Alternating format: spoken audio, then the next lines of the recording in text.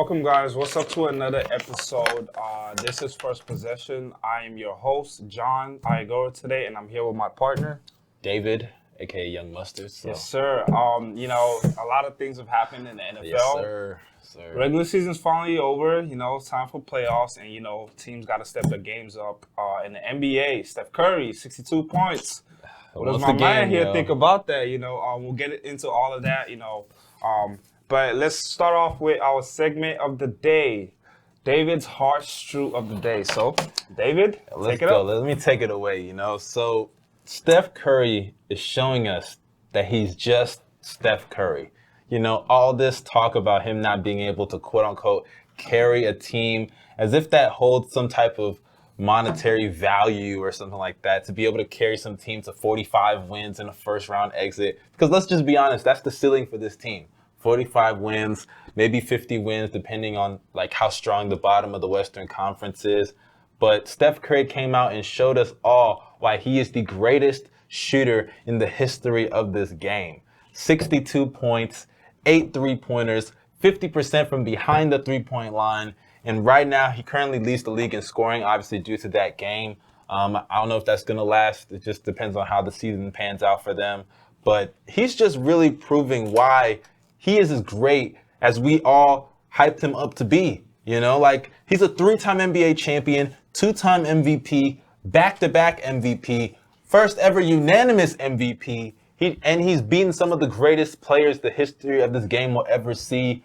And people still doubt his legacy just because they could potentially miss the playoffs. It's not that serious of a thing. I don't think carrying a roster holds so much value the way that people like John to make it. It doesn't hold so much value, but some people, they like to put that on him. And it's like Damian Lillard also wanted to join into the fray. He was like, it's easier now, it's less easier not getting these shots that he used to get back then with Klay on the court and Draymond playmaking for him, who just returned a couple of games ago, and now this is his second game.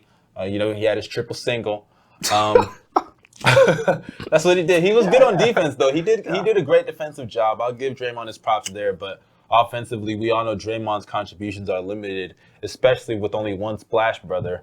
But in regards to Steph, it's a shame that he had to do all of this just to show us that he's who we've all thought him to be throughout this entire time. But what are your thoughts, man? Because to me, I believe Steph is just doing what I know he's always had the capabilities to do. But people like Jono don't believe it was in his capabilities in the first place. Okay, we all know Steph Curry's great. We all know he's the best shooter ever. Yeah. Nobody's disputing that. What we're arguing is, when you don't have Klay Thompson, Draymond Green, Kevin Durant, what can you do for your team? How are you as a player? How are you as a leader? And 62 points to 62 points at the end of the day, that's still a lot of points. But why are we overreacting to that? Oh. It's are you one serious? game. Oh, my God. It's one game. Why? Yes, a lot of people question him or whatnot. Okay, I'll come out and drop 62. Okay, what is he going to do the next game? And what is he going to do the next game? If you watch the last episode, you see how we argued about James Harden versus Steph Curry. 62 points, that's a regular Tuesday night for James Harden, if we're being honest. But Steph Curry dropped 62 one night, and everybody's like, oh, my God, he's back, he's this and that. But can he carry this team to the playoffs? And that's the question we have for Steph Curry. Can he take this Andrew Wiggins and Kelly Oubre and Draymond Green, can he carry this team to the playoffs? And if he can answer that question, then I think, his legacy will be like, okay, he's that guy that we all know him to be. Because Steph Curry, we haven't really seen him we haven't really seen what he can do without Klay Thompson, without healthy Draymond Green, Kevin Durant. And now he gets the chance to prove to people that, okay, he's a leader. He can lead a team that's not full of 4 Hall of Famers and 5 All-Stars. He can lead that. Okay, a lot of All-Stars. Draymond Green, Klay Thompson, Kevin Durant. You can make an argument for Iguodala as a Hall of Famer. But, when he has all these pieces, it's easily to beat Steph Curry. But when he doesn't and all the attention is on you, can you still be that guy? And we're still going to see that, whether he can or he cannot. But I just think we need to pump the brakes here. I get it. 62 is 62, but I think we're overreacting just a tad bit. And, Can you believe this? Can you believe this, bro? I'm just saying. I'm just saying. You don't get the resume that he has without being that guy. He's been that guy before, bro. He has the capabilities to be that guy. Pieces with him, but now even without Clay being an all-star and Draymond before he came up, he was still going out there every night and leading them to the playoffs. Steph's career did not start in 2015, yo. I don't understand why people think that. It did not start 5 years ago. Okay, but as we've seen this season, what has he been able to do without? It's been 6 games, yo. And in 3 of them, he's gotten blown out by 20 or 30 points. It's been bad, But why are you putting so much value on the bad games, but you're not going to give him credit for the great games? I'm just saying, 62 is 62, but I think we're overreacting a little bit too much. So we just need to pump the brakes. So for Steph Curry, we're overreacting? Let's see what he does for the rest of the season. Would you say this about Dame? If he drops 62 one night and then comes the other night and drops 20, would you say, okay, that's good? No, we need to see what he can do for the rest of the season. We need to see if he can carry this team. I don't think a 9 seed is good enough. I think he has to make the playoffs with his team to say, okay, he's Steph Curry and he's that guy. I think you think Steph Curry's legacy will be in question because he gets 45 wins in the first round. I don't think it'll be in question, but I will say this. He's going to lose a tad bit of respect that a lot of people have. Okay, didn't Kobe miss the playoffs in his prime? I will say. What year was that? 2000. I want to say the first year without Shaq. No. They missed the playoffs. But listen, we've seen guys been able to work with less. The LeBron James, the Kevin Durant, the James Harden. But now it's Steph Curry's chance. You're naming people that are way more physically dominant than Steph Curry, Physicality doesn't matter. That doesn't matter? Obviously, Curry that depleted 76ers. In the East? Okay, the East was good back then. That's a lot. You know that's not true. You know that's not true. Stop it, yo. All right back then. Stop it. You know that you're capping like crazy right now, bro. But like I can't believe you're doing this, yo. With Steph Curry, let's see if he can carry this Warriors team to the playoffs. And then we'll go from there. I can't believe you brought up Allen Iverson. I mean, we're like, oh my God, 62, wow, he's the best. No, I mean, come on, let's pump the brakes on this. Nobody can do what Steph Curry does for the rest of the season. He is one of the greatest offensive players in the history of the game. One of the greatest shooters. No, offensive players.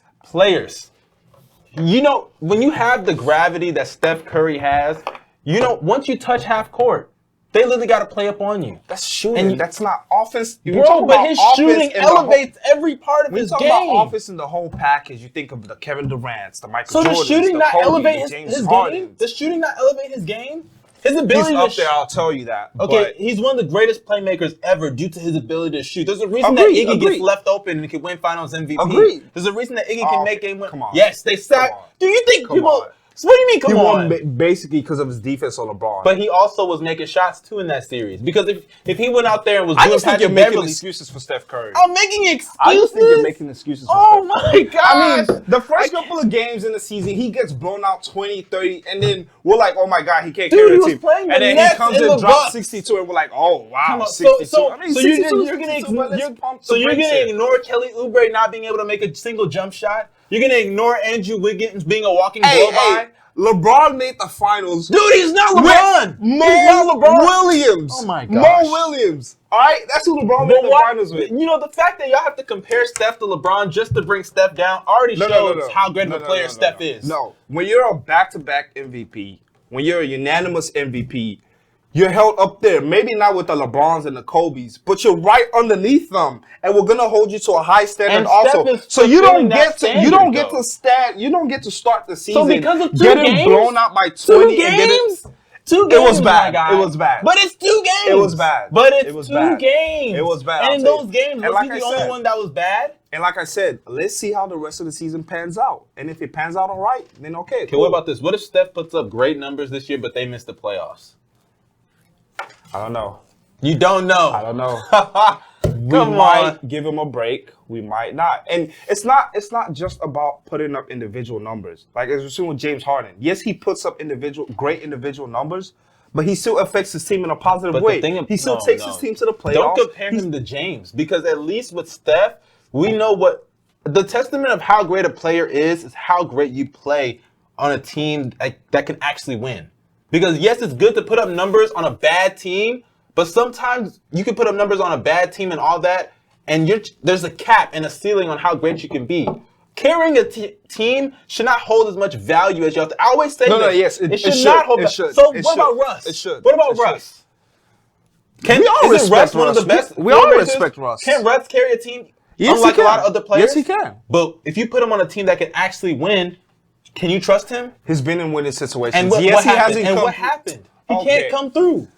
The testament of how great a player is how well you work within a team, not how far you can carry a team. Agreed. But Steph Curry has had literally a freeway the last couple of years with Klay Thompson. But what about before then? Kevin Durant and all the other stars. Come on, stop giving him a pass. I'm not giving him a pass, yo. Like I said, 62 this is so disrespectful, bro. This is so disrespectful. But we need to pump the brakes. Can you imagine? It's just one game. It's only in this era that a guy who's a 3-time NBA champion, guy that's went to 5 straight finals, a guy that has 2 MVPs, first ever unanimous MVP, multiple All-NBA selections, and still has to prove something? How many finals MVP? I cannot believe you're doing this. It was a question. But that doesn't take away what he's been able to accomplish, okay, that does not take away the championships, granted. But if he's that player, if LeBron James is on a team, you believe KD's better than Steph, right? Absolutely. Okay, so what did you want Steph to do in those finals? Just roll over? Okay, take those 2 away. What about the Iggy one? Iggy stole his finals MVP, yo. He stole it. So you think Iggy should have won it? You think Iggy should have won it? I mean, hey. I'm not a voter. Okay? The voters thought Iguodala should have won it, and he won it. He should not have won. He stole that MVP from Steph Curry. He stole it. Okay. He stole it, yo. Okay. All right, guys. This guy. But moving on to the next section, the Celtics, Jaylen Brown, Jason Tatum, 2 uprising stars in the East. Some people think Jaylen Brown might be the number 1 guy. Some people think, it's Jason Tatum. So we're going to bring that discussion here to the table. Who do you think should be the number 1 guy for the Celtics, Jaylen Brown or Jason Tatum? Who should be the number 1 guy is Jason Tatum. I think when you look at their offensive skill sets, it's not to say that Jaylen Brown doesn't have a great skill set and can't put the ball in the hoop. He can definitely do that. But I think that when you look at Tatum's skill set, it's just there's levels, bro. Tatum is a way better shot creator, in my opinion, better handle, way more smooth with the ball. He's also a better playmaker, I would say, than Jaylen Brown. Not to say Jaylen Brown can't play make or doesn't have the ability to, but that's not really his forte. And that's not really Tatum's forte either. That's more so it should be the role that Kemba has. Even though Kemba's not much of a playmaker, that's kind of an issue with them. They don't really have like great playmakers on that team. But I think when you're looking at both of those players, though, Tatum and Brown to be specific, Tatum just does stuff as a creator that's just on a whole nother level. And even though Brown is a better on-ball defender, I will definitely give Brown props there. He's an elite on-ball defender. There's more defense than just on-ball. There's off-ball defense, team defense, help defense, all of that. And I think Tatum beats him in those categories. But still, Brown is, I can't take away what he does on ball. Like, he got clamps, and I got to give him credit there. So you could even give Brown the edge on the defensive side of the ball, but Tatum still holds his own. Don't forget, he's going out there guarding power forwards. Some situations, some centers, when they do the small ball type of thing. Because there are some lineups where you can't have Tristan Thompson on the court. Let's just be real. He's a great rebounder, good defender. But this is not 2016 anymore where he can go around and chase Steph Curry on the perimeter like he did in the finals. So in some situations, they even put Tatum at the center last year. They probably might have to do so this year also. But I think I would go Tatum because defensively, he may not be able to match Brown in certain aspects, primarily on ball. But due to his versatility offensively, being able to do everything on offense, I got to give it to him. And he's also a way better free throw shooter. Jaylen Brown's shooting 67, 68% at the free throw line. And he's got to fix that. But in regards to who's the better player, I know Brown's been having a great season, great game so far. But Tatum is also their closer. He's still putting up comparable numbers. And defensively, he may not be on the level of Jaylen Brown, but he's still giving you elite production on that side. So yeah. I mean, who's the better player? Tatum, I'll give you that. Who has the better skill set, who has better upside? Tatum, I'll give you that. But if you've watched the first couple of games this season, you will understand that the Celtics need to try to make Jaylen Brown the number 1 guy. I mean, no, don't do this. He's averaging 28 points per game with a 27.89 PER. to Tatum's 24-point per game and to 21-point per game. That means Brad Stevens has seen something and said, okay, we can go to Jaylen Brown a lot more. And I think Tatum, all the pressure is towards Jason Tatum. And I think making Jaylen Brown the number one guy will free Tatum up some and say, Jaylen Brown, you go get us buckets. You be the guy that we'll give the ball to. And yes, Tatum, like I said, Tatum is the better player. Tatum has the better skill set. But making Jaylen Brown that number one guy just frees up everybody else to do what they can do. And, when you look at Tatum, he struggled earlier on this season. He's going to come along later on. But if you watch first couple of games this season, Jaylen Brown has been outstanding. He's been the closer. He's been the one that's had the ball at the end of the game. He ain't the closer. It's JT. It's still JT. Chill. Jaylen Brown. He hit the game winner against the Pistons. Against the Pistons, yes, but he's been the one with the ball most of the time. Yes, Tatum. Yeah, you give the ball to Tatum last shot or whatnot, but Jaylen Brown he's had the highest usage rate of the Celtics. His PER is 27. Don't you think that's also just being hot? Because you got to feed the hot hand. In a lot of these games, he's just catching fire. It's the hot hand right now, so meaning you got to go to him more, and he's got to be your guy. You know what I'm saying? So I'm not arguing Jaylen Brown is better than Jason Tatum. I'm not arguing that. I'm saying the Celtics has got to get Jaylen Brown more involved than he already is. That's what I'm saying. But you also have to understand that this is not going to be the final product of this team. When Kemba Walker comes back, Kemba's going to have to be put into that line. We got to drop the Kemba thing because he did nothing for them in the playoffs. Okay, but you can't really – he was hurt. He was hurt in the playoffs. And they were running a box and win on him, bro. No excuse. Box and ones are hard. It's hard to score on that. I mean, he's going to get that again this season. Okay. So, I mean, I can understand that, but defensively, he's not bringing you much of anything on that side of the ball. But I just feel like Tatum, his offensive skill set is, I'm not gonna say it's way better, but it's there's levels. I think a lot of people are sleeping on Jaylen Brown. He's a bucket, but his bag is not as deep as Tatum's. He can get buckets. I think a lot of people are sleeping on. So let me ask you this then: if you run the offense through JB, and Jason Tatum's production starts to go down, how do you think Tatum's gonna feel after getting the contract that he just got? I mean, at the end of the day, it's what's best for the team. And how do you know that's best for the team? Right now, because Jaylen Brown is the number one guy right now. And they're winning games. I mean, he's not really the number one. They're alternating. The usage rate states all of it. Okay, but look at this. Jaylen Brown is taking 19 shots a game to Tatum's 21. They're still about the same. And Jaylen Brown averages 28 to Tatum's 24. Okay. Which means he's the hot hand right now. He's the one getting the buckets right now. But how do you know it's not just the hot thing? How do you know it's not just the hot thing? Hey, you're going to ride the hot hand for as long as you can. And if it lasts the whole season, I think they have to make him the number one guy. You're talking about the hot hand. They're 4-3, yo. They're over 500. They're winning games. They beat some playoff teams like the Pacers and the Mavericks. They beat some quality teams. Okay, the Pacers, that's a win. I'll give them the Pacers. Okay. But the Mavericks have been up and down this year. I wouldn't really. Hey, it's still a quality win. That's not really a quality win. The Clippers make the Mavericks look like the 0-1 Lakers. So. That's not a quality win right now. But anyways, moving on. Speaking about the Clippers, Paul George has gotten so much hate over the last couple of weeks, from last season to this season. He's gotten so much hate that it's been outrageous because the Clippers are playing good basketball right now. And my question for you is, has the Paul George hate gone too far? Or is the hate validable? I mean, this topic I think stems from the Devin Booker stuff. I mean, so many people are on Paul George's case right now that I don't understand, because this is still an all-star. This is still an MVP caliber player. So I don't know. When PG's at his best, he's like a top 10 player. Easily. That's a top 10 player, yo. He has the ability to really do everything. He could defend. He could come off pick and roll. He could score. One of the most versatile scorers in the league, off ball, on ball, post ups. He could literally do everything you want on offense. The issue with PG is up here. It's up here. He's not mentally focused on the game sometimes. He lets himself get distracted by social media. You can just tell. Yeah. This guy had to go deactivate his Instagram last year in the bubble. You know, like when Devin Booker called him a soft ass nigga, not gonna lie. Hey, Devin Booker is in no place to call Paul George a soft ass nigga. What has Devin Booker done that soft?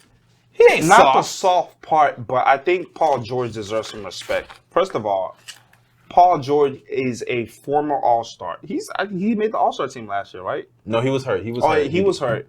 But he's literally made the All-Star team in the last couple of years. Yeah, he's an All-NBA MVP caliber player. This season, he's averaging 25, 6, and 5. That's MVP numbers. So I don't understand where the hate is coming from. Shooting well, too, yeah. Yes, you want to talk about the Mavericks game. They got blown out by 50 without Kawhi. Yeah, I just think that's a debacle. That's just a Sunday night. Probably had way too much beers on Saturday night or whatnot. I still think he's a leader, and I think the Clippers cannot win without Paul George being Paul George. Yeah, pandemic P and all of that extra stuff or whatnot. I think this season is different. Ty Lue is doing something with Paul George. Like Paul George said, Doc Rivers made him play like Ray Allen. I think Ty Lue is putting the ball. Excuses, though. That's excuses. Ty Lue is putting the ball more in Paul George's hands and letting him run the offense and letting him make plays and not just come off screens, stand in the corner, and just shoot spot-up threes. I think he's doing a lot of things right now for the Clippers that they're real contenders with the Clippers, and they can compete at a high level if Paul George can just block out all the noise. Literally, just block out all the noise, forget the pandemic P, way off P, and all the other extra stuff, and just be Paul George. Just play ball, run the offense, get your teammates involved, be a good leader, a vocal leader on that. And, I think the Clippers can make some real noise. And I just think the hate has gotten Devin Booker, yes, Devin Booker, he's a star, upcoming star, but Paul George has solidified himself in this league, in the NBA. He's a proven all-star, an MVP caliber player, and I don't understand guys are just disrespecting him left and right. I just don't get the hate. I just don't understand the hate at all. Well, I understand the hate. This is a guy that it seems like he tricks us every single year, bro. Like, come on. How many times have we said Paul George is the MVP caliber player? We've been hyping this guy up since Indiana. His numbers don't lie. His numbers don't lie. And exactly. His playoff numbers expose how much he's a lie. This guy tricks us. Last year in the playoffs, he shot below 40% from the field. The year before that, against the Portland Trailblazers, he had some good games, but he also had some bad games. Let's not also forget, let's forget the numbers. Because I could focus on his playoff numbers all day if I wanted to. And I think we both know that his playoff numbers pale in comparison to his regular season numbers. He's had some really bad performances. I haven't even addressed the Jazz, where Joe Ingles was fucking him up. But here's the thing with Paul George. He always has excuses. And when you have excuses for every wrongdoing that you make on the court, your playoff failures, your shortcomings, you come off soft. Because you're quick to blame everybody else but yourself. He's quick to blame Doc Rivers. I remember he was talking about his shoulder being hurt in the Trailblazers series. Hurt. He said that. But then when the game was already over, he went up for like a windmill dunk at the end of the game just to embarrass them or something. And then the next game drops 50 and closes them out with one of the greatest game winners ever. And no way, I'm not finished. This guy, there's more with Paul George. This is the same guy that earlier in the year, when he was on Kevin Hart's podcast, he went over there and said, oh, yeah, when we put this team together, this was a championship or bust type of thing. Then goes in the press conference. Actually, before that, he even went on Instagram Live. He was like, oh, we're just ready for the season to come back. My hamstring is healed. We got Joakim Noah now. We're stacked. We're loaded. We're going to win it all, blah, blah, blah. Then the playoffs come. They choke against the Nuggets, blow a 3-1 lead. He plays like shit in all the second halves of the last couple of games of that series. And not only that, he goes in the press conference and then he says, we didn't feel like this was a championship or bust year. Straight up lied. He lied. Paul George is a fraud. He is a liar. He is mentally weak. He is soft. And Paul George, I love you, man. I think you are a great player, and I had faith in you last year. That's why I'm so harsh on you right now. But the reason that you need to be called out for this, and I like the fact that Devin Booker got on you. Sure, he said some words that was disrespectful, but I like it because he needs to hear that. He needs to know what his place is in the NBA because guys like D Book are gonna pass him up if he doesn't start checking himself soon. I'll tell you this, Paul George, he's playing with a lot of fire right now. And people better watch out because we say this every year. I know I don't want to sound like a broken record, but I think this year is different because he's with a new coach. Every year he's with a new coach. He said he's been with a new trainer or whatnot. And you can tell by his early season play, he's coming. Paul George is coming. And people better watch out. I'll tell you that. But like I said, the hate has gotten way too far because I still think you don't give an MVP caliber player the type of disrespect Paul George has gotten over the last. You think he's overpaid? I don't think he's overpaid, but I just don't think like the disrespect he's gotten over the last couple of months has been way out of bounds. Because especially the Nuggets series, why do we leave Kawhi out of this? Because Kawhi was just as awful as Paul George was. But you're not getting it. Paul George gets hate, and the reason Kawhi didn't get hate like that is because Kawhi doesn't talk shit. Kawhi doesn't run his mouth. But that's still okay. Yes, Kawhi has two championships, and he's already proven himself. What has Paul George accomplished? He's never won an MVP. Hey, he had battles with LeBron in the East. Bro, that was like 6 years ago. He had battles in the East with LeBron, but he wasn't even wearing the same number that he got on right now, for the man. Fact, he's coming this year, and we better watch out. We've been saying that every year, bro. This year is different. You can hold me on that. Wasn't it different last year? Wasn't it different last year, though? Okay, remember, they were compared to the '96 Bulls. Last year they had no chemistry. It was like a team just like picking each person off the street and putting them together. I think this year's a lot different. There's better chemistry. Everybody knows their role. They've gotten all the bad players out. And all the bad players. And this year is totally different. But anyways, we'll go to commercial break right now, and when we come back, we will discuss some NFL. We will discuss Jokic versus Embiid because they're both having remarkable seasons, and we will discuss Tom Brady. We'll be right back.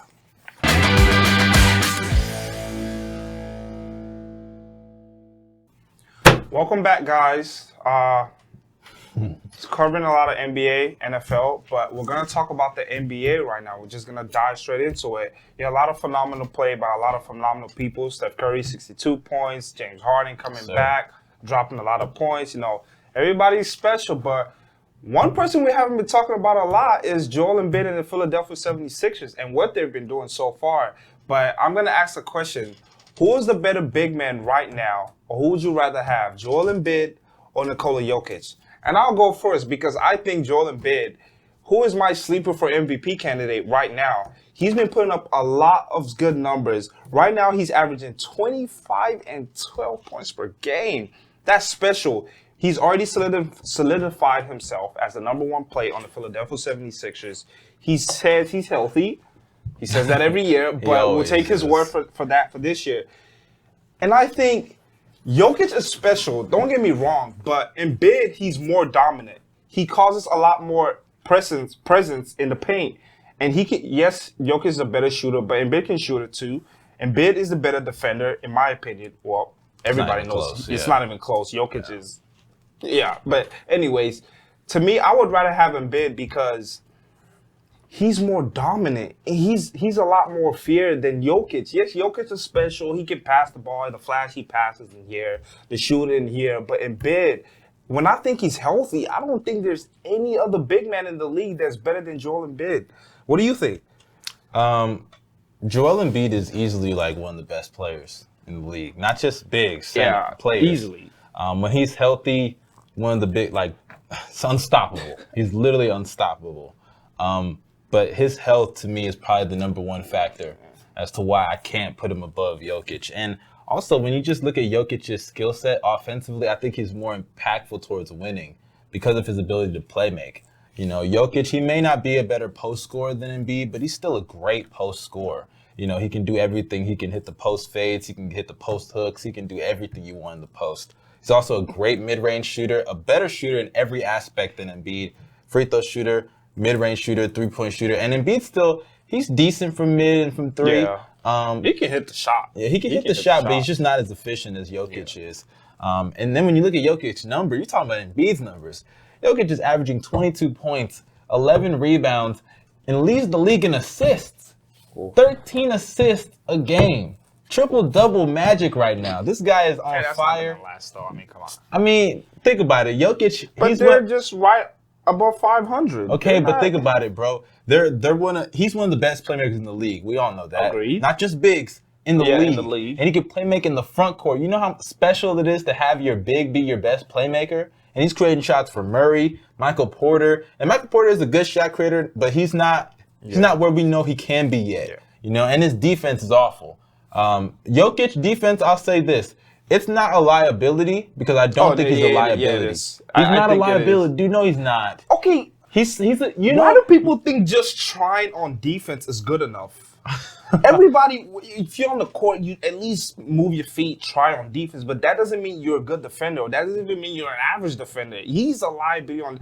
AD tore him apart. But that's Anthony Davis, yo. Okay, but still, like, the pick and roll, literally, the pick and roll game against Jokic is like automatic 2 points. And I also think it's tough to even judge his defense because it's not like he's going out there and he has help from the wing. Michael Porter Jr. is not giving him any help. We're just going to dismiss Jamal Murray and Gary Jamal Murray's Harris. not a great defender like that, though. Gary Harris, I'll give it to you. But Gary Harris, Jeremy Grant. He made Jeremy Grant, bro. He made Jeremy Grant not on the defensive side on the ball. Defensively, I'll give him exactly. that. Yeah, true. But offensively, he was giving him all his easy buckets. Agreed. But look at what he does. Remove Jokic from that team. What are they? Are they still making the playoffs? Okay. First of all, I'll say this. The 76ers got to get Ben Simmons the hell out of Philadelphia because he's not helping Embiid at all. Defensively, chill out. He's a great defender now. What? He's the best defender. His defense is not making for the offense. There are some players where you're like, okay, the offense makes up for the defense, the James Hardens, the Steph Currys. And then some players you think, okay, the defense makes up for the offense, which is like Rudy Gobert, Marcus Smart here, Patrick Beverly maybe. Ben Simmons is not that guy because they're still good defensively. Tobias Harris, he's a good defender. Joel Embiid, he's a good defender. And Ben Simmons is just so bad on the offensive side of the ball that's like, I'll say this. I will admit this. I've been saying this for years. I actually do believe, people are going to hate me for this, but I actually believe that the Sixers would be better if they had George Hill instead of Ben Simmons. No, I'm serious because think about it. Hill is a good defender. He can actually shoot. He'll shoot it. Think about it. The only thing they lose is playmaking, and I understand exactly. That. But Simmons can't even play making the half court. It sounds ridiculous to say Ben Simmons is a liability on offense, but when you look at who the star of that team is Joel Embiid. What is Joel Embiid? He's a paint player. He plays in the post, and it's not like when he has the ball in the post, he's passing it out to a top world shooter. He's passing it out to Ben Simmons, who's just standing in the three-point line like, he's not even going to shoot the ball. He's not even going to attempt to shoot the ball. So I think you get Ben Simmons out of there. He did make a three. Opens Joel Embiid's game to really, are we going to bring up that three? It just opens his game to a totally different dimension. And I think we haven't even seen the whole package of Joel Embiid yet. That's true. And Ben Simmons, I think, in my opinion, is hindering Joel Embiid from being the player that we know he is. You've seen highlights. You've seen flashes of what Joel Embiid is all about. He's dominant in the post. He can go out to the three-point line and shoot it. And I think he will be a better playmaker and average way more assists than he does now because when he passes it to Ben Simmons just passes it to somebody else because he can't do anything with the ball. Talking about offensive liabilities, they got Gary Harris on their team, bro. Gary Harris is an offensive liability. He's an all right shooter. Chill out, bro. He's shooting like 10% from three now. Okay, but that's because he was injured. But Jokic's got some weapons. Let's not act like he's playing with a bunch of bums. He's got some weapons. I mean, Joel Embiid has been playing with Ben Simmons for the last 3 years. You got Michael Porter, who's literally a walking shot fake, bro. Everybody who pump fakes Michael Porter gets by Michael Porter, bro. Come on now. It's not like he has the best help defensively. Jokic is special. I said that. But Embiid, he's dominant. And you can't take dominance. And who has a better playoff resume? Jokic? What? Okay. It's not even close. It's not even close. Jokic has been to a conference finals. Embiid has not been to one, but he's been close. Not even that. Kawhi shot, took him back. Look at their play in the playoffs. He hasn't been able to stay healthy. And that's my point. The best ability is availability, and Embiid's availability is always in question. Okay. That's my issue. AD gets hurt a lot too, but we see the talent. It's not the same. It's not the same. Okay. It's not the same. AD has never missed the playoffs due to an injury. He's always been hurt though. He's always been hurt. And the 76ers knew he's always been hurt coming out of college. So it was no surprise. It's not the same, This dude Embiid was shitting himself in the playoffs with diarrhea because he wasn't healthy. Stop. It's just about nurturing him to get him healthy enough for the playoffs. And when he gets to the playoffs, he's playing with Ben Simmons. So, I mean, come on here. I got give Jokic, him a break. Hey, I got Jokic. Watch out for this season, though. Joel Embiid, he's coming. He's coming. But anyways, let's shift to the NFL because the regular season is over, and now it's time for the playoffs, which means it's down to business. Every team is 0-0, anything can happen, as we have seen. And now the question is, who do you think is more likely to get upsetted in the playoffs? To me, I would say the Bucs. I think they're going to get upset. The Tampa Bay Bucs? Yeah, I think they can be upset by the Washington Redskins because I think when you look at that front football line, team. the Washington football team. The Washington football team, excuse me. The team without a name. I think they're going to beat Tom Brady this year. Wow. That's a bold take. It's not necessarily like I think they're going to do it. I just think that they can match up so well with the Bucs that if I had to pick a team that could pull off the upset, it'd have to be them because I think their front line is amazing. Chase Young has had a great rookie year. Yeah. You also have Montez Sweat, Bostic. Their secondary is no joke also. They have a great defense. They're one of the 5 best defenses in the league. I think when you see that Saints game, that really just exposed the blueprint for how you beat the Bucs. And I think that people have kind of looked at Brady's numbers. I think he threw for 43 touchdowns this year. Yeah. He had a few interceptions, but when you're coming down from the 30 interceptions of Jameis Winston, if you can risk throwing a few interceptions here or there, because Jameis Winston, he's out there doing 30 for 30, so that's that. And then they have a lot of weapons. He literally has, I think they say, an embarrassment of riches. Yeah. Marcus Godwin. Yeah. Mike Evans is out. I understand that. I don't know if that's for sure. It's not a for sure thing. I think he could potentially come back. And I don't think he's needed. He's needed, but I don't think he's somebody that they can. If he's out, they're done. They've got other weapons. They got other AB, weapons. Yes, Chris Godwin, Gronk. Because AB is still a number one. Yes. He's still a number one. I know his numbers may not reflect it. He's still kind of getting into the system. He still has that burst. But he's still Antonio Brown. Godwin is still that guy.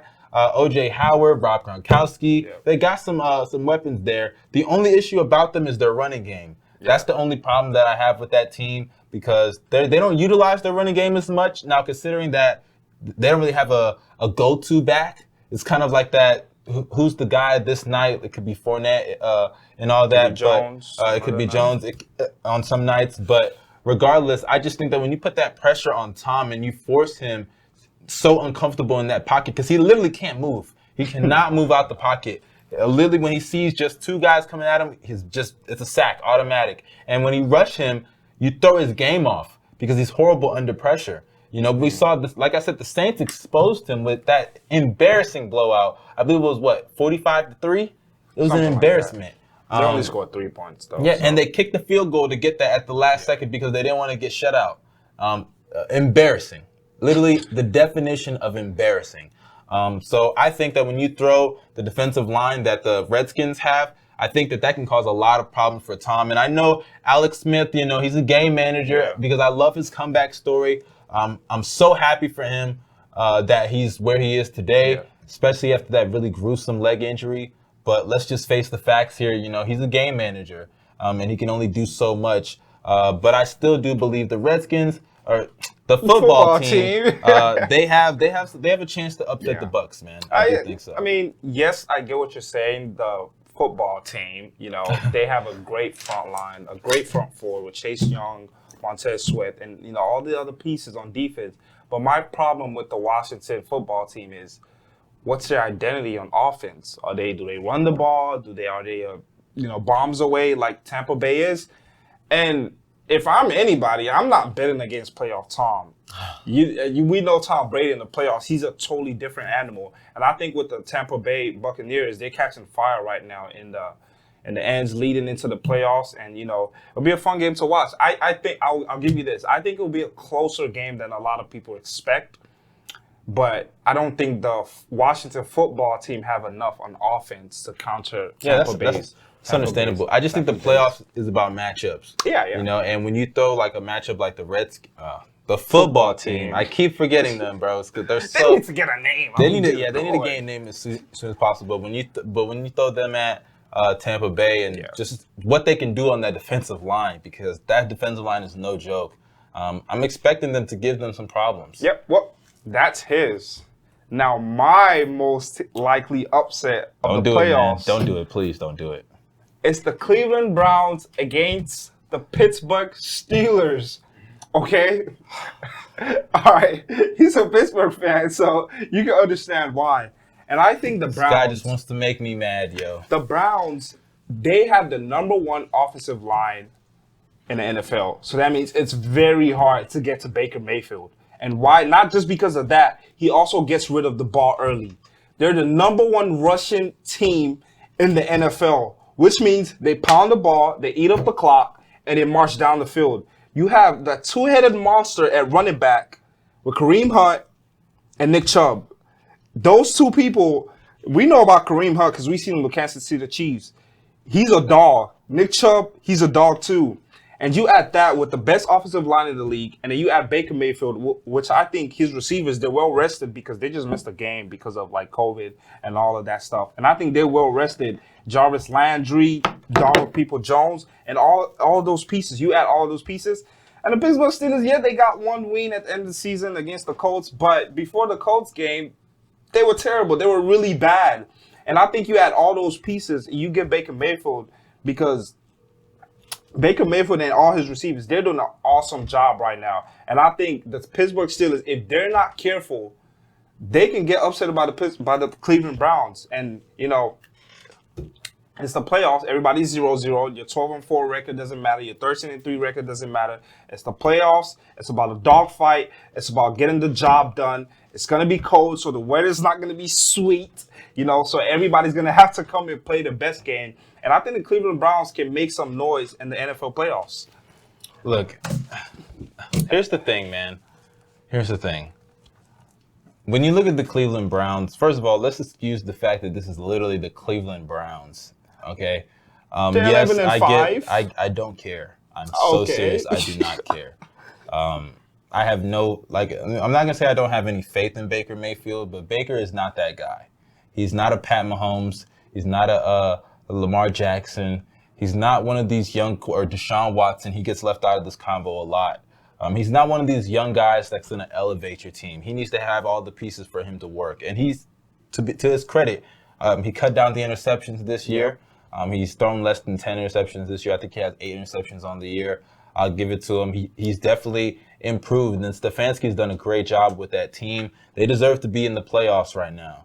But for people to act like they're going to be able to beat us, like, that's ridiculous. They struggle against the run. They gave up, I think, 128 yards to the Jacksonville Jaguars on the ground, which is embarrassing. We saw what the Ravens did to them. Their defense is not very good. And I'm glad you didn't mention anything about their defense, because the only bright spot on their defense is Myles Garrett. Yeah. That's literally it. Everything else falls apart. Their secondary suspect, their run defense is suspect, and what's crazy is that the Steelers struggle to run the ball. I was just going to say that. They're not going to have a problem against the Steelers when it comes to the run game, because the Steelers do not run the ball. The Steelers don't run the ball, but the problem is the Steelers, what they do is they try to get these short yard completions to let other receivers to be able to make plays off the line of scrimmage, and if they can get those the blocking that they should be able to get, I think they can. They should beat the Browns, and they will beat the Browns. There's just no way. And maybe it's because I have this preconceived notion that the Browns are just a very annoying franchise. I literally look at them like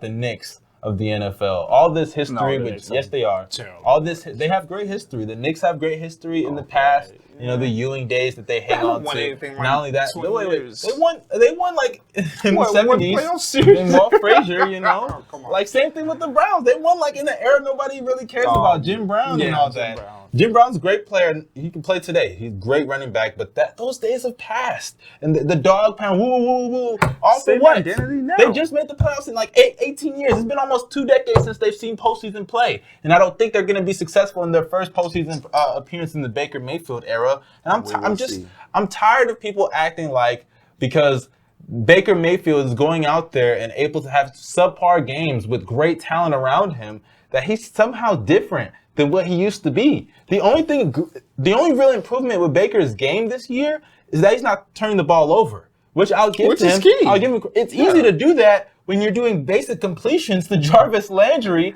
and your running game is outstanding. Whoa, let's not act like Big Ben is throwing the ball 40, 50 yards. He's throwing the ball 7 yards, and his receivers are just running. But I trust Ben in the playoffs because he has a resume. Oh, really? I trust Ben. Really? What has Ben done in the last 5 years? It's nothing. Stop it, yo. Come on.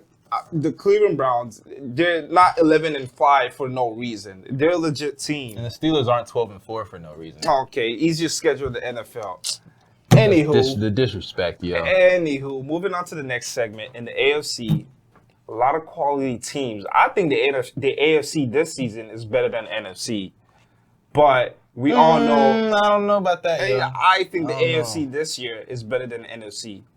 Because you got the NFC's playing each other, yo. I don't know about that. But we all know who the head to the throne is, and that's Patrick Mahomes and the Kansas City Chiefs.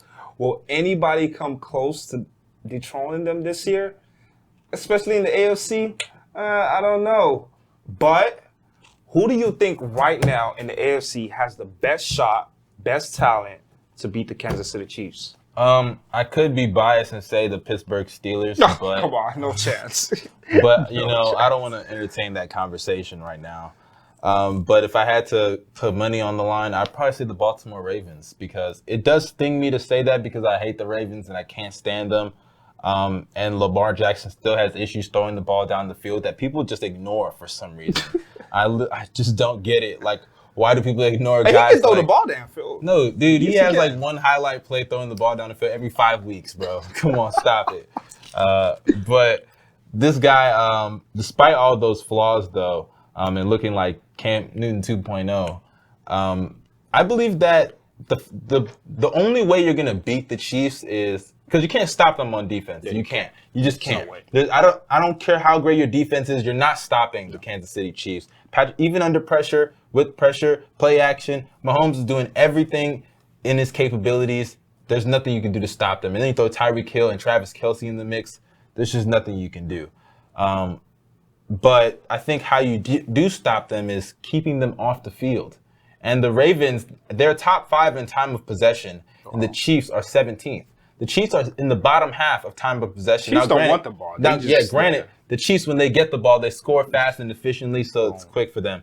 But when you're just keeping that guy on the sidelines time after time after time, and you're consuming so much of the clock, and you limit the amount of time he has with the ball, you make every single possession that he has more crucial, more pressure. And we know Mahomes' pressure is nothing to him, but you have to do everything possible to stop him. You know, you can't, it's like that saying, you can't stop him, but you can only hope to contain him. And that's what the Ravens have to do to beat them. And they've been on a hot streak. It doesn't matter how you start the season, it matters how you end the season. And they finished with 5 straight games in their win column. So I'll give it to them. I think the Ravens have the best shot. And Lamar, I think another thing about him is if they face the Chiefs, they would be facing them after they beat the Titans. And if they beat the Titans, I think that takes so much of a burden off of Lamar Jackson, because not only is he beating the team that beat him last year in the playoffs, but he finally gets that playoff win. And some of that talk of not being able to win in the playoffs with Lamar Jackson, I think that weight will be off his shoulders. And, man, I'm not going to lie, if they do lose, man, it's going to be bad. It's going to be bad. I'll tell you this. The Baltimore Ravens, they're a complete team to me. Your offense, they can score the ball. And defense, they're a great defensive team. You know, yes, the key will be to keep Mahomes off the sideline, run the ball. Lamar, throw the ball downfield 1 or twice a game. You know, that will work. But the Ravens, they can challenge the Chiefs. But first, they got to take care of the Titans, because I feel like that was one of their problems last year. They were looking to the Chiefs and didn't see the Titans in front of them, and they lost to the Titans. But for me, I think the team that has the best shot of beating the Chiefs is the Buffalo Bills. It's about damn time y'all start putting some respect on Josh Allen's name, because he has been that good. He has thrown for over 4,500 yards this season. He's the third leader MVP candidate to me. Yes, you want to mention Devontae Adams and Derrick Henry, but I think Josh Allen, the season he has had, with a record of 13-3, they could have been 14-2 if DeAndre Hopkins didn't catch the Hail Mary that Kyler Murray threw. They could be sitting with a 14-2 record now, but okay, they lost. So they're 13-3 right now, which is one of the best records in the NFL. Josh Allen has his number 1 receiver now. It's Stephon Diggs. We know what he's about. And you take that team. The only way I think you can beat the Kansas City Chiefs is, can you get in a shootout with them? Can you put up points? Buffalo Bills, what have they done? 4 40-point games. 10 30-point games. You play 16 games in a season. 10 of those games, they put up 30. So that means they can put up points. We just watched them against Miami Dolphins, who we think is one of the top defenses in the NFL. Yeah, they are. They are. They put up 50 points on the Miami defense. So the Buffalo Bills, and they have a good defense too. So the Buffalo Bills, it's hit or miss sometimes though. It's not the best. It's okay. Middle of the pack. Okay. But it's okay. They got matter. a front line. But you got to have at least a top 5 defense to compete with the Chiefs. And the defense doesn't even matter. Defense the Chiefs doesn't matter against the Chiefs. I think your offense matters the most. And when you look at the Buffalo Bills, I think they have some weapons on offense. Stephon Diggs, Cole Beasley, and all those plays that they have on offense. Josh Allen is a way more improved player. And the passer, too. I think he has grown, and he has improved, and he's more mobile, too. So you got to worry about his legs.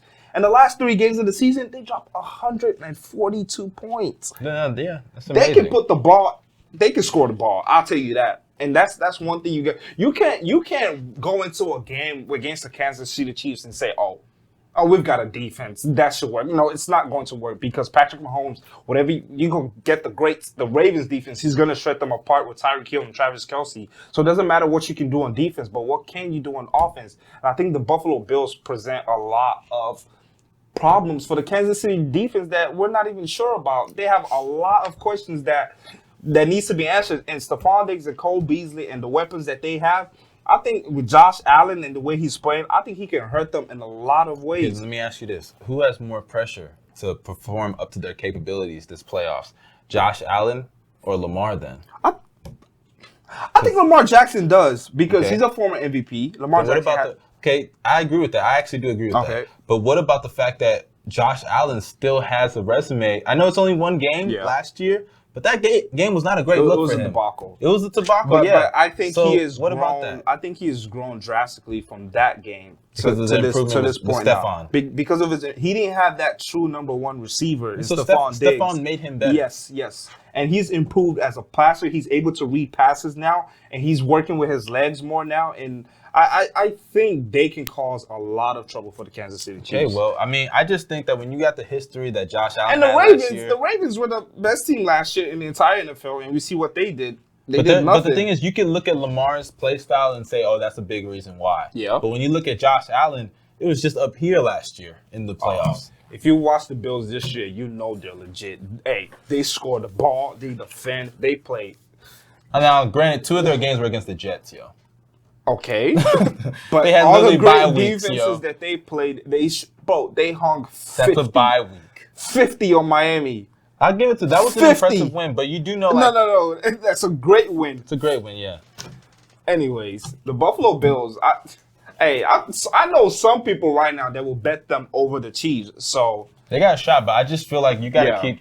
I just feel like when you get in the shootout, it still doesn't matter because Mahomes is going to get the W, and I just think that you got to keep him off the field. And I think it'll come down to who has the ball last.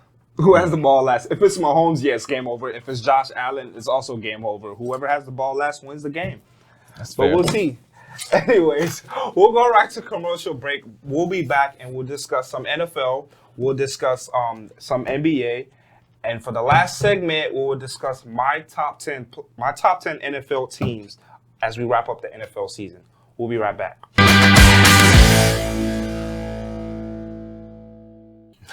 What's up, guys? We're back again. We're diving straight into the NFL. We just covered the AFC and the Kansas City Chiefs and who is best to dethrone the Kansas City Chiefs. But we move right now to the NFC and the Green Bay Packers, the number 1 seed. And does anybody have a shot of defeating the Kansas City Chiefs? So right now, I'll ask you a question. What team in the NFC is best equipped to dethrone the Green Bay Packers, or to beat them, rather? I think it's the New Orleans Saints. New Orleans Saints. And even though, the Saints have let me down a lot in the past, when I picked them to do stuff in the playoffs, I'm not even a Saints fan. I could really care less. But they have had their playoff failures. That's not Minnesota Miracle. Yep. They lost to Minnesota twice the last 2 years. And the game against the Rams, Drew Brees didn't play that well. People could talk about the hit, the call, the bad call, and all that, but they still had time on the board after that. And Drew Brees didn't play his best game anyway. So they've had opportunities and have failed. But I just think when you're talking about specifically taking down the Packers, they match up very well because Aaron Rodgers, as great as he's been this year, he's my pick for the MVP, will probably win it more than likely. thrown for over 4,000 yards, number 1 in QBR. I think he only has 5 interceptions on the year. And the issue, though, it's not really an issue, but when you look at Aaron Rodgers without pressure, he's number 1. When you look at him with pressure applied, he's actually 13th in the NFL. So with pressure, Aaron Rodgers is actually just middle of the pack. So I think that when you look at the Saints, their front seven is amazing. They can get pressure on the quarterback. We saw what they did to Tom Brady in those games. It was incredible. And also, even though they had some struggles against Jalen Hurts, I think that was a one-time thing. Jalen is just way more mobile than Aaron Rodgers. Even though Rodgers is mobile, he's not as mobile as a lot of these other guys like Mahomes, Lamar, and all those guys. But I think that when you put pressure on him, he becomes just a lesser version of himself, and that's just the best way you can beat him. And even when you look at the offensive side, they still have weapons. Michael Thomas, Alvin Kamara. Even though Drew can't get the ball down the field like he used to, I think up here they've got Emmanuel Sanders. Emmanuel Sanders. They got some pieces there in the receiving core and in their backfield. So I just think that when you have the defense that they have and offensively with the pieces that they have, I think Drew's going to be able to just muster it up for one more run, because this probably might be his last year. Potentially his last year. This is the last shot that they got. And I think that he's going to get that ring. Well, not the ring. I just think that he can beat the Packers and potentially get that Super Bowl with that motivation. And the thing I have with the Saints is, okay, the road to the Super Bowl in the NFC runs through Lambeau, which means you're going to be out in the cold and snow, and it's going to be like a negative something degrees. Drew Brees plays in a dome all season long, and then you put him in a dome, he's going to struggle. First of all, he doesn't even throw the ball downfield to begin with. And how healthy is Michael Thomas? How healthy can he be to give them that extra edge? And if he's not healthy, I don't think they stand a chance.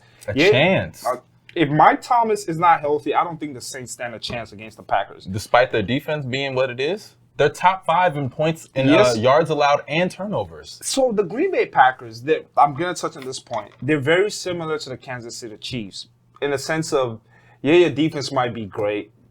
I think that game against the Bucs was a debacle. I don't think that's going to happen again. A fluke? Yeah, I think it was a fluke. The Green Bay Packers, their offense is so explosive. You have Aaron Rodgers, who rarely ever makes a mistake. Rarely ever. So your defense, bring him pressure. He's going to get out the ball way quicker. He reads the game like any other in the NFL history. And then you go to the Saints offense. It's like, okay, yeah, they have weapons, but how healthy is Drew Brees? I mean, if the Packers bring pressure with the Smith brothers, can Drew Brees handle that pressure? To be fair, the Packers defense is kind of middle of the pack. Sucks, it's actually bottom half. It sucks, but the front four, they've got playmakers on the defensive line. The Smith brothers, they can bring pressure. Is Drew Brees healthy? Because he looks like he's still kind of hurting a little bit from the last game here or there, but I don't think the Saints really caused that much pressure with for the Packers.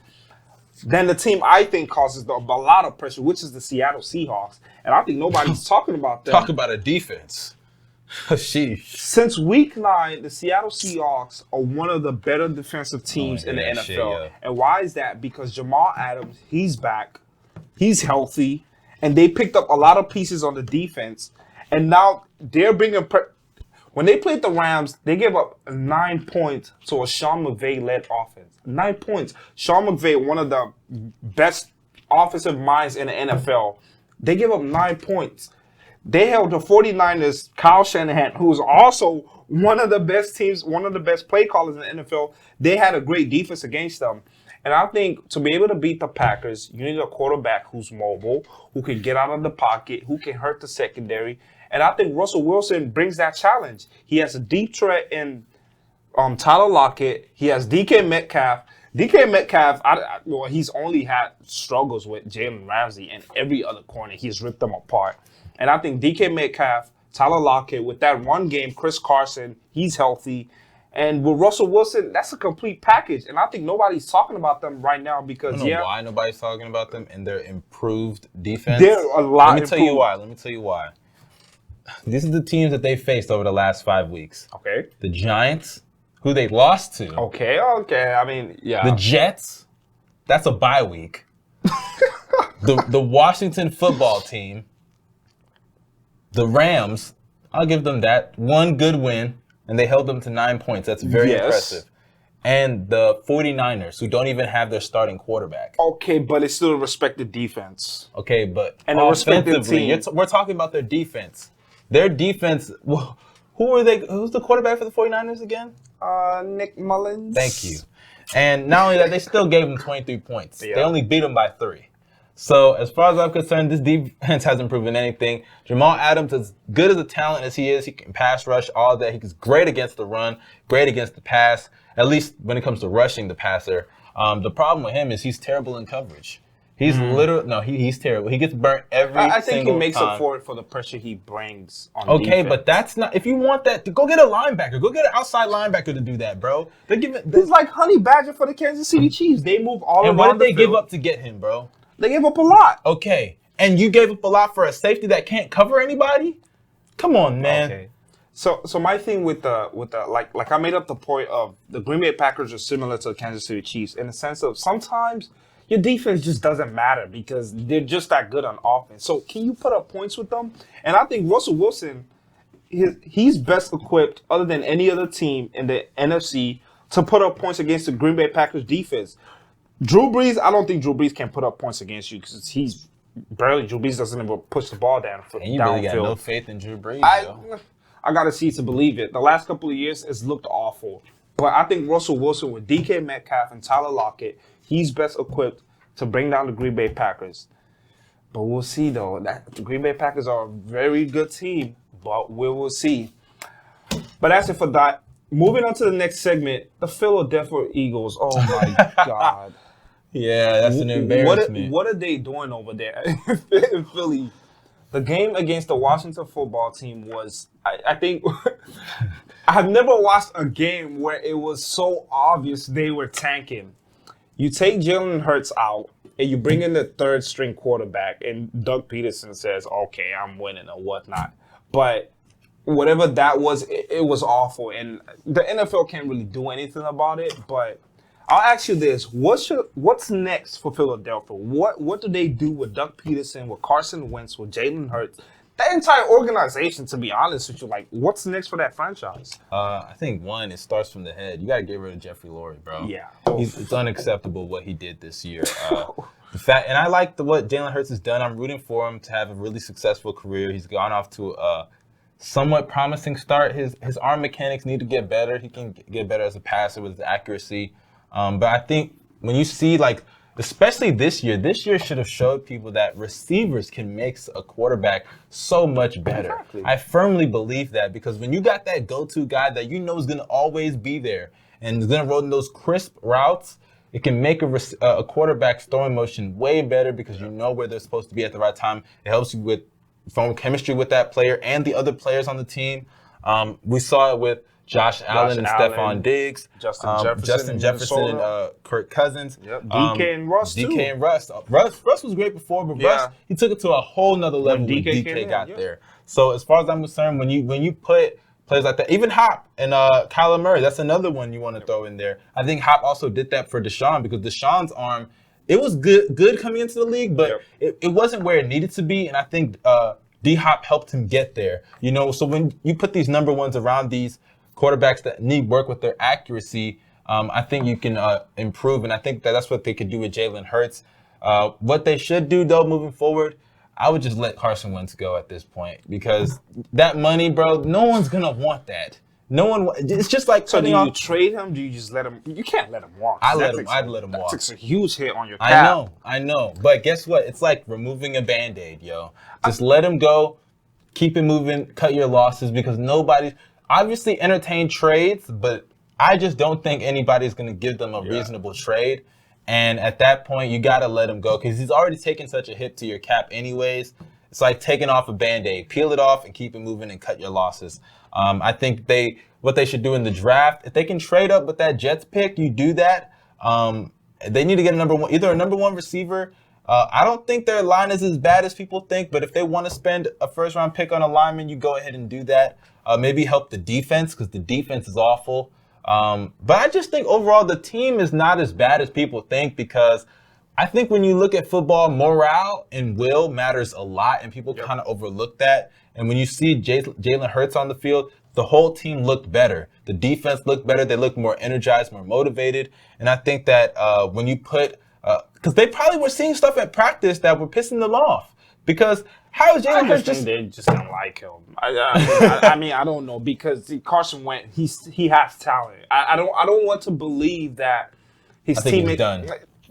Absolutely not. And a lot of people might not like this, but I think Carson Wentz, he's so talented that I would seriously have thoughts about letting Doug Peterson walk.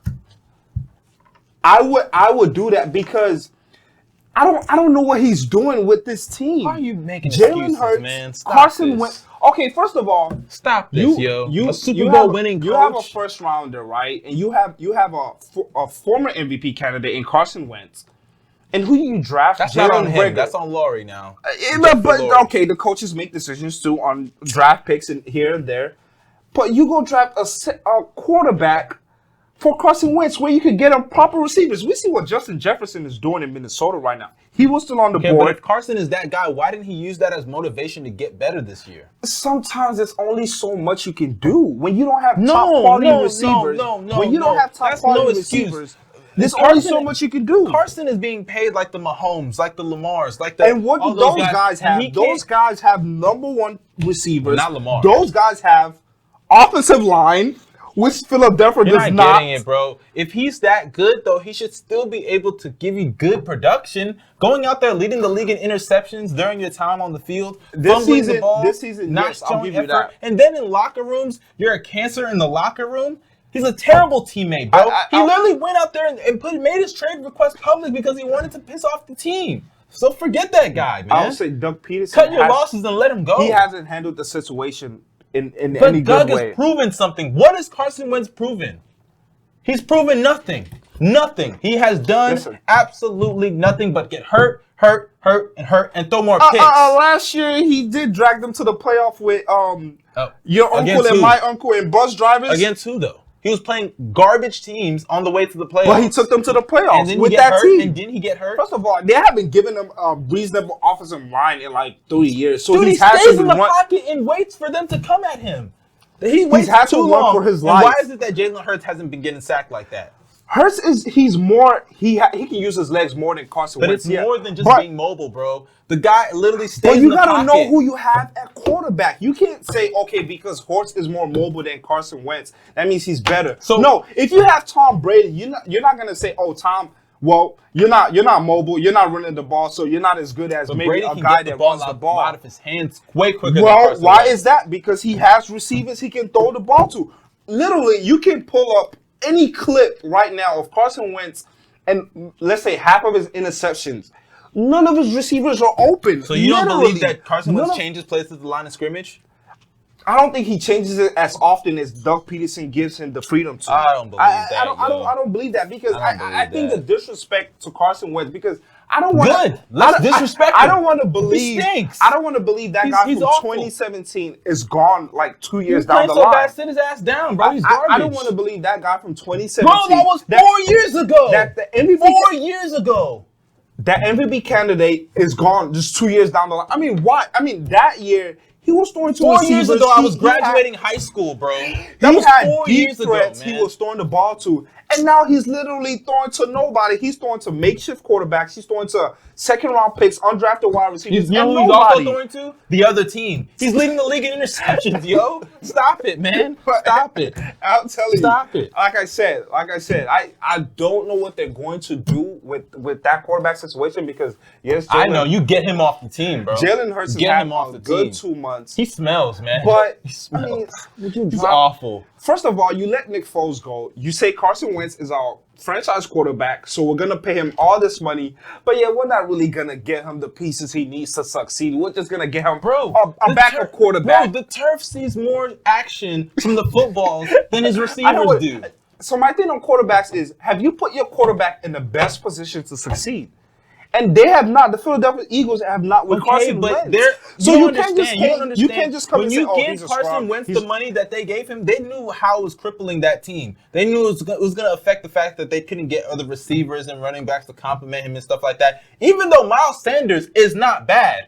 They just don't utilize him as much. He's not bad. He's throwing to Greg Ward Jr., who was a former quarterback. He's throwing to undrafted wide receivers. He's throwing to 5'6" Okay, Boston but when you Scott. pay Carson the money that they've paid him, they're entrusting him to lead that team to more than what they actually are. No, if he's that good, he should be able to carry subpar talent around you. Okay, I'll give you an example. That's Dak fair. Prescott, they're still going to end up paying him all this money, right? But he's still going to have weapons at wide receiver and running back. But you can just say, okay, Carson, we're gonna give you I don't know $200 million, but we're not gonna give you top weapons to throw the ball to. We're just gonna give you some bumps. I mean, come on, we gotta pump the brakes on Carson Wentz because excuses, bro. If he finds another team like the Colts.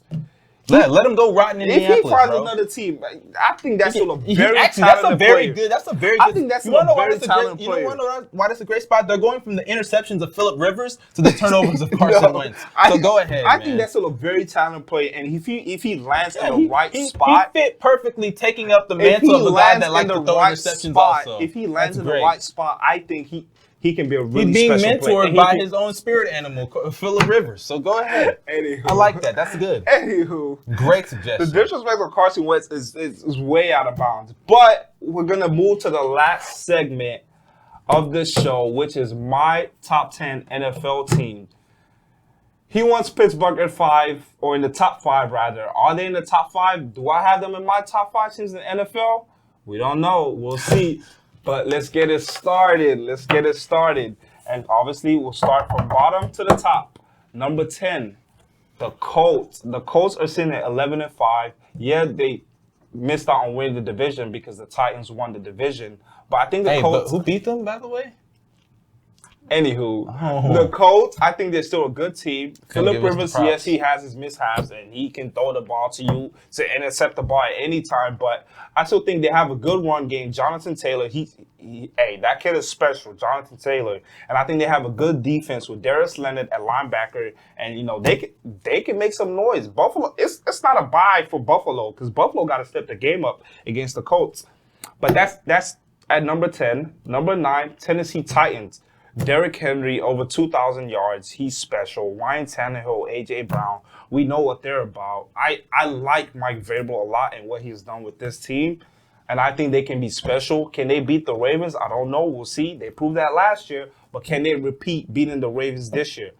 They got to do something other than just have the ball to Derrick Henry every single time. Because Tannehill's all right. Tannehill's playing all right. He's all right. But, I mean, can he be the starting quarterback of a Super Bowl team? I don't think so. I don't think so. If Nick Foles can, anything's possible. I don't think so.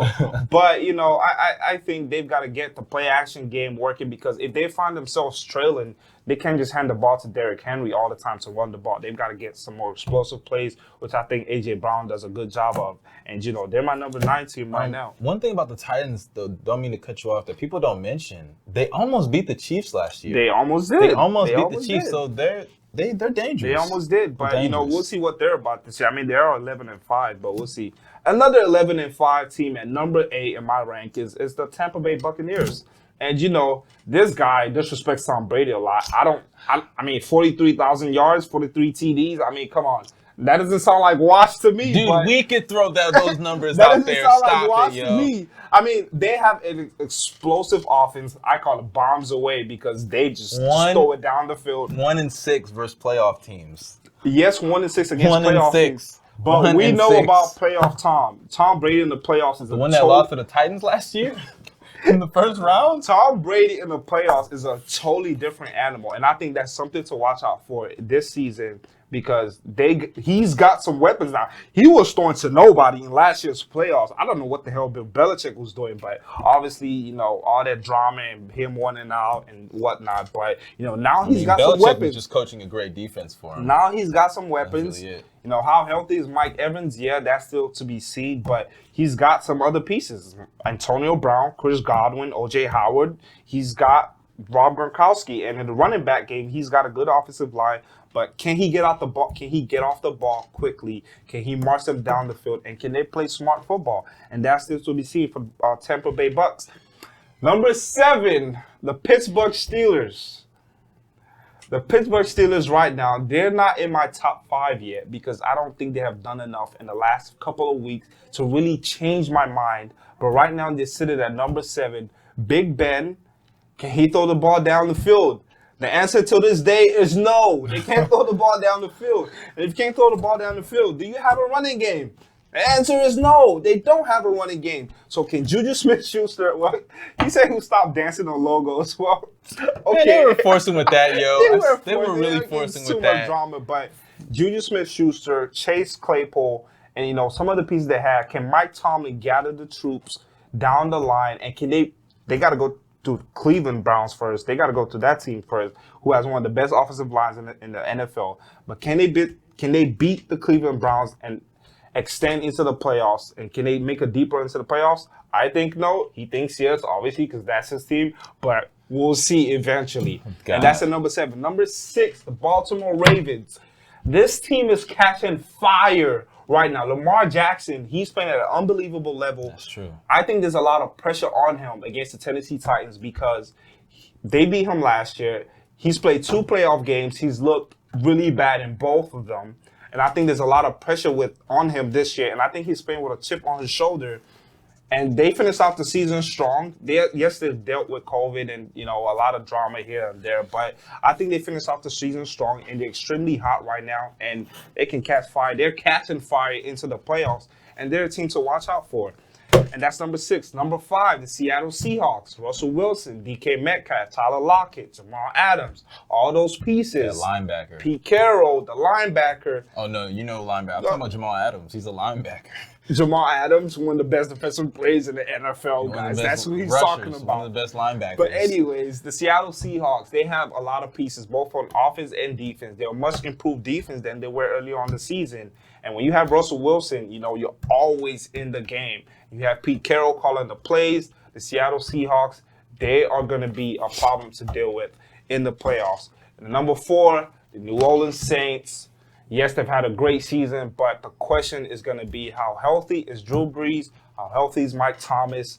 Can they push the ball downfield? Because as we've seen in the last couple of years, throwing the ball 8 yards, 5 yards, it's not going to cut it when you're playing Aaron Rodgers. You have to actually be able to throw the ball downfield. Alvin Kamara, we know what he's about. We know he can run the ball. We know he can catch the ball. We know that defense is legit.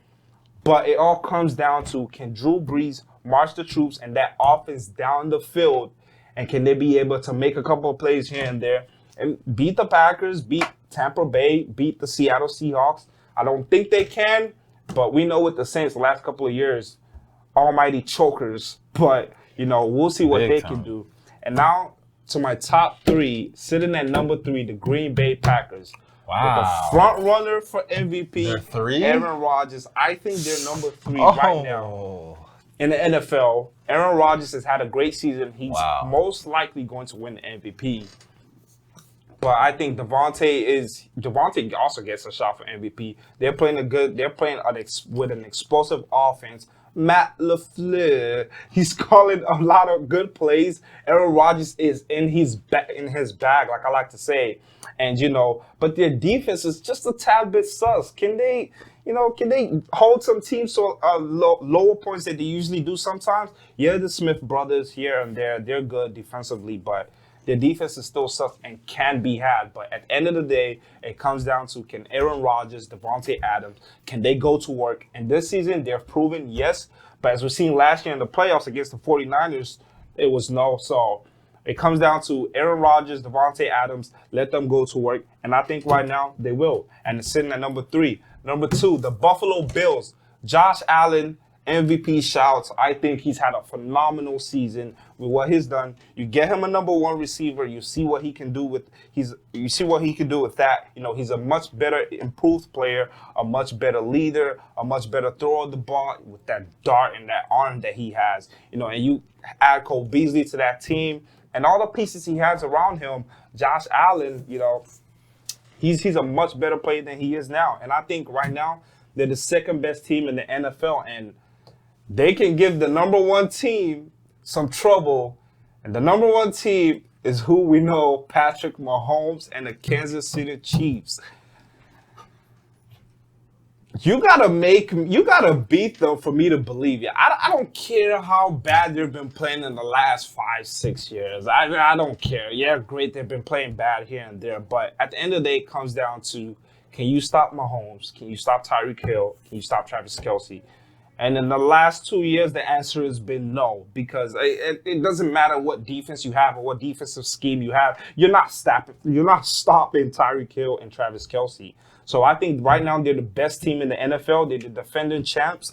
And you got to beat the champs to be the champs. You know what I'm saying? So, like, I still think they're the best team in the NFL right now.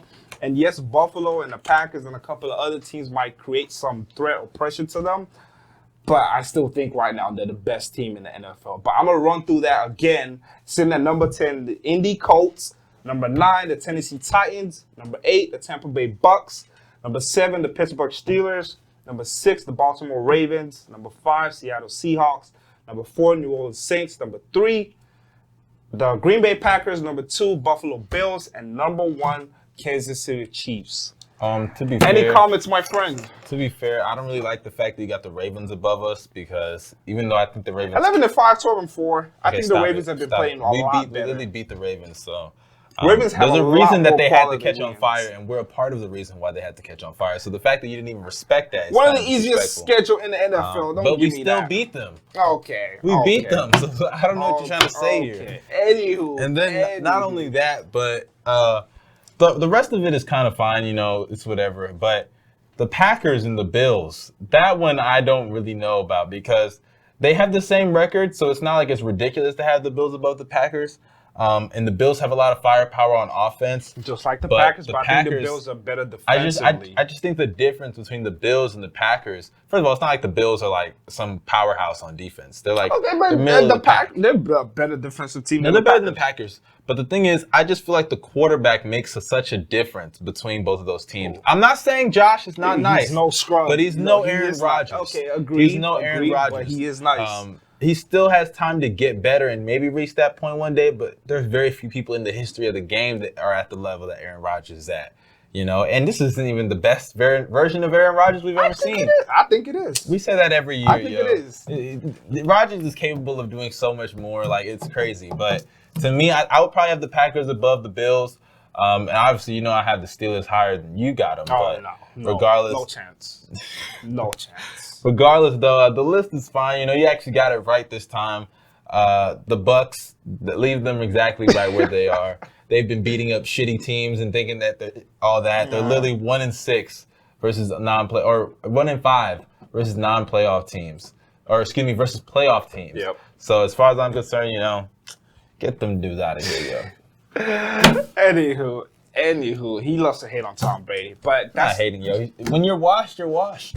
It's how it is. How you washed with 4,300 yards? Dude, we could do that with those receivers, yo. We could do that with those weapons. Oh my gosh. I could go out there and give you some of Tom Brady's numbers right now. No. But anywho, guys, that's a wrap for today. Thank you guys for tuning in and watching. Stay tuned for the next episode, as we'll be covering a lot more NFL and a lot more NBA. And some college football, too. And college football. Stay tuned for that.